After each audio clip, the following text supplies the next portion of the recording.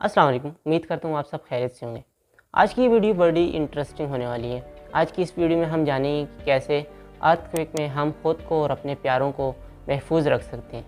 हम खुद को कुछ ऐसी सेफ्टी प्रिकॉशंस करके ख़ुद को भी महफूज बना सकते हैं और अपने प्यारों की जान बचा सकते हैं। अर्थक्वेक एक नेचुरल डिज़ास्टर और इस किस्म के डिज़ास्टर की प्रेडिक्शन नहीं की जा सकती। इसके बारे में ये नहीं बताया जा सकता कि ये डिज़ास्टर्स कब आएंगे, और इस डिज़ास्टर के बारे में ये भी प्रेडिक्ट नहीं किया जा सकता कि इससे कितना जानी और माली नुकसान होगा। अर्थक्वेक्स अक्सर टेक्टोनिक प्लेट के हिलने की वजह से आते हैं और इनके प्राइमरी इफ़ेक्ट्स में ज़मीन का हिलना, लरज़ जाना, ज़मीन का फट जाना, लैंडस्लाइडिंग होना, सुनामी, कभी कभार आग लग जाना शामिल है। हालिया दिनों में होने वाले ज़िलज़ले की वजह से स्वात के कुछ मकामात पर ग्राउंड रप्चर देखने को मिली है। इस ज़िलज़ले की मैग्नीट्यूड कहीं तो 7.7 थी, कहीं 5.5 और इंडिया में 6.5 मैग्नीट्यूड भी रिकॉर्ड की गई थी। इस अर्थक्वेक के झटके इंडिया, ताजिकिस्तान, अफगानिस्तान, पाकिस्तान में महसूस किए गए थे और अफगानिस्तान ही इस अर्थक्वेक का एपीसेंटर था। स्वात में ग्राउंड रप्चर के साथ साथ कुछ इमारतों को भी नुकसान पहुंचा है। 200 से ज़्यादा लोग मुतासिर हुए हैं, जिसमें कुछ ज़ख्मी और कुछ बेहोश हो गए। अफगानिस्तान में 20 लोग ज़ख्मी हुए थे।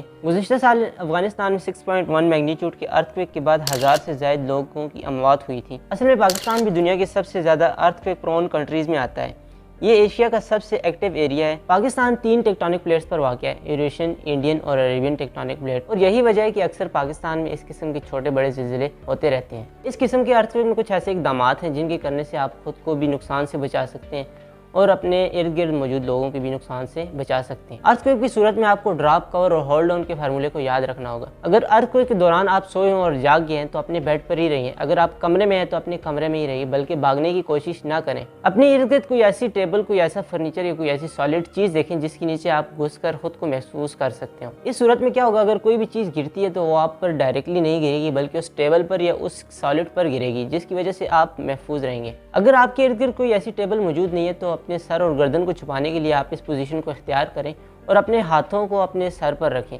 असल में इंसान की कमर की हड्डी थोड़ी मजबूत होती है और छोटी मोटी चीज़ों के गिरने से इस हड्डी को कोई नुकसान नहीं पहुंचता, बल्कि आपको महफूज रखती है। घर से बाहर भागने के केस में हो सकता है कि आपको चोट लगे, आपको सीरियस इंजरी हो जाए, इसलिए आप अपने घर में ही मौजूद रहें। लेकिन इस चीज़ का ख्याल रखें कि छत पर ऐसी कोई लटकी हुई चीज़ जिस तरह की अलमारी या किसी किस्म के फानूस वगैरह, उनसे दूर रहें, क्योंकि उनके गिरने से आपके सर पर चोट आ सकती है। अगर तो आपके इर्द गिर्द शीशे, अलमारियाँ या इस तरह की कोई चीज़ मौजूद है जो गिर सकती है आसानी से, तो उससे खुद को दूर रखें। अगर सोए हुए आपको अर्थक्वेक के झटके महसूस होते हैं तो अपने बेड पर ही रहिए और सराहने से अपने सर को छुपा लीजिए। अर्थक्वेक की सूरत में दरवाज़ों से दूर रहिए। अक्सर अमवात इन चीज़ों के गिरने की वजह से हो जाती हैं जिसके नीचे इंसान दस जाता है, जैसा कि अलमारी या शेल्फ पर मौजूद चीज़ें जिनके गिरने से आपके सर पर चोट आ सकती है या आप उन चीज़ों के नीचे दब सकते हैं। अगर तो आप किसी ऐसी ऊंची बिल्डिंग पर मौजूद हैं तो आप ड्रॉप, कवर और होल्ड ऑन के फार्मूले को याद रखें। ड्रॉप का मतलब अपने हाथों और घुटनों के बल खुद को गिरा लें।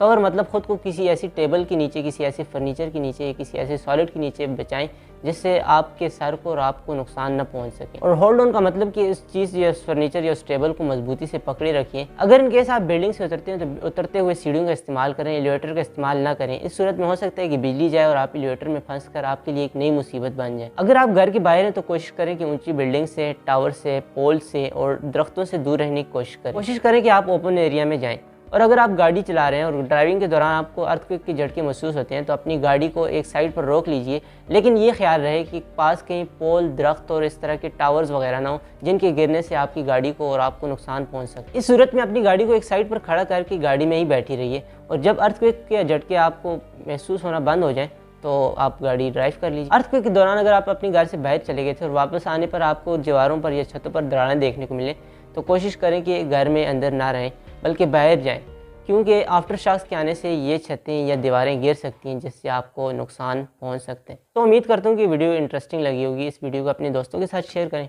और अगर कोई पॉइंट रह गया हो तो कमेंट सेक्शन में शेयर कर दें। इससे बाद मिलते हैं अगली वीडियो में। अस्सलाम वालेकुम।